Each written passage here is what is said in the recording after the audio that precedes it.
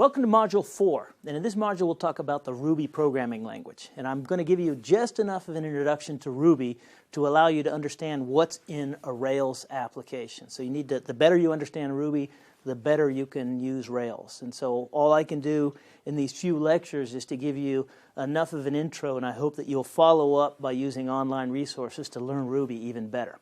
So the first thing we'll do is provide a background on the philosophy of the Ruby programming language, what programming model you should have in mind when you use Ruby as well.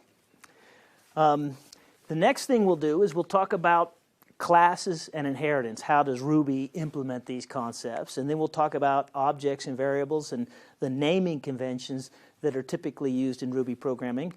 Then we'll talk about strings, regular expressions, and symbols. And symbols in Ruby are kind of a confusing concept to folks the first time they see them. And so we'll describe what they are. They're used extensively in Rails applications, by the way. We'll talk about the expressions and typical control structures that exist in Ruby and are used in Rails applications. And finally, we'll talk about collections, blocks, and iterators. Iterators are very commonly used in Rails.